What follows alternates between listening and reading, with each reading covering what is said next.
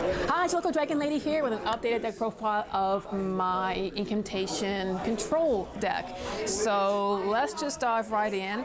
I just got some key cards that I wanted to replace it with because it's a little difficult to get, but let's just start off with the main monster. So for the Rituals 3 Child Slime, the best card in the deck. This gives you access to everything, and I mean everything. You can even use the reveal effect itself, you know, ditch itself. One Crealtar. This wasn't in my older version, but I've been moving some cards around. Didn't get to use this one that often, but at least there's an option that I can remove it if I side or not. But you reveal him from hand, and you can special summon incantations from your graveyard that's level 10. Exactly level 10. If you do special summon him and have incantations on your side of the field, their effects are negated, so it allows you to go into your extra deck if you want to. Two Shino Baron. The Baron, the good Baron, as I call him. He's really good. Non-targeting removal, once you special summon him, you can send up to 3 of your opponent's monsters back to their hand or extra deck. And 1 Baroness. So I used to have 2, but now I will use 1. She sends up to 3 of your opponent's back row and shovels them into the deck. Reason why I only use 1 of her, because I now use Odd Eyes Gravity Dragon. I'm not sure if I had 1 or 2 of him in my old build, but I replace the 2nd Baroness with him because he's a guarantee. Once he hits the field, your opponent's hand, back row goes back to their hand, and you cannot respond to this. This goes through no matter, unless they negate the summoning. But once he hits, that's it. And also, as long as he's on the field, your opponent must pay 500 life points to activate card effects. And that's not an activate effect. So if they have something that negates activate effects, it doesn't matter. That will still go through. One of my favorites, the tongue twister, Drake Overlord. He's in here in case I have to go first, whether I choose to go first or if my opponent makes me go first. This is the card I mostly go for because once he's special summoned, your opponent must skip their main phase 1. So therefore, unless they have an evenly matched, they're not going to have a battle phase. And what they build on their main phase 2 is what they would have built in their first turn anyway, if they went first. Chaos Max Dragon, he is in my main deck because he's good for a late game, and also when you don't know what your opponent is playing, he's good as a backup. 4,000 beater, can't be target destroyed. If they happen to have something defense position, you can do double piercing, and yeah, people still get terrified when I bring him out, even though he's not the focus of this deck. Necros and Unicorn, once he's special summoned, it turns your opponent's extra deck can do vanillas, pretty much. They just turns them all off, which is really good. Savarius, the Ancient and the Ascendant. I only have 1 now. He's searchable and he's great in your hand or on the field. It's in the field. If your opponent were to summon a monster, you can banish that monster instead.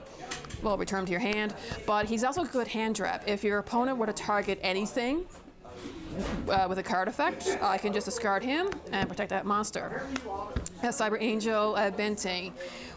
I use her as a tribute material for either my peacocks here, because once that goes to the grave as tribute material, you can search your deck for a light fairy monster. And I have a few in this deck. So for the incantation package, I'm using 3 pencils, 3 books, 2 talismans, and 2 candles. This is a really good ratio. You can still play around with your own if you like, but the reason why I like this is because these guys are more effective when you're searching for them. It doesn't matter now if they're in your hand, but if you search for them, you get better effects. I prefer to have a bunch of books and pencils in my hand, so that way it allows you to search multiple magic cards and multiple ritual monsters.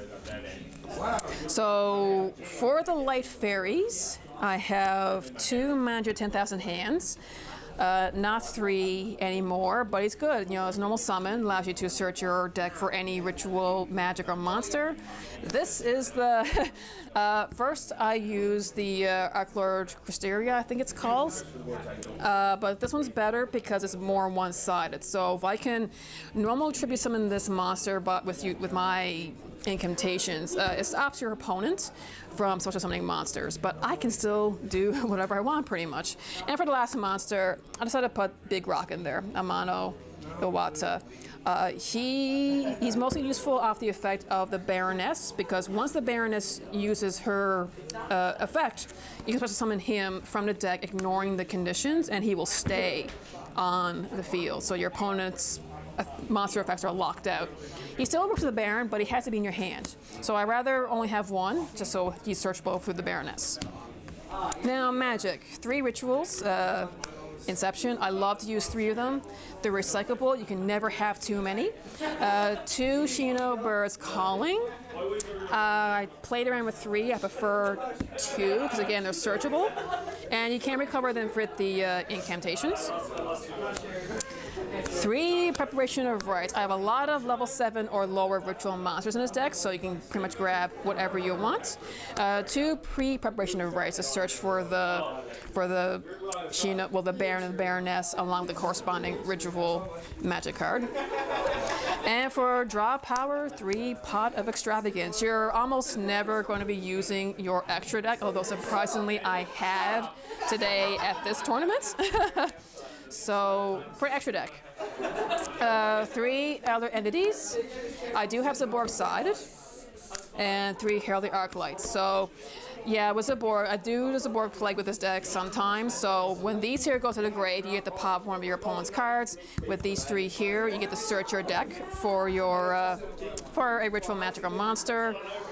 Most of this is just discard fodder for the Pot of Extravagance, although I have been able to get rid of my incantations. My opponent used a Mystic Mine, and I managed to link someone to this guy as a beat stick, pretty much, and he did kill something today, which was pretty funny. Xyz, again, it's mostly just fodder. If I get the Krieltar out, yes, I can sink her off and do Babuska if I want to, or Tornado Dragon for back row, but I did not. And for the side deck, nothing special. Pot of Avarice, because it's legal now. And it's a good way to recycle incantations. 3 Dark Ruler No More, in case I go against a negate board. 3 Twin Twisters for back row hate. Ash Blossom and Joy Spring as a free disruptor. Only 2 Zaborg the Mega Monarch, because it's not something you can search in this deck. You really need to hard draw into it. Lancia, it's a Light and Fairy, so if my opponent does a lot of banishing, I can side this in to search it off the Benton, and 2 Winged Dragon of Raw Sphere mode in case, you know, if I really need to get around their board, get rid of 3 of their monsters, or use Dark Road No More. So, yes, that is it for this deck.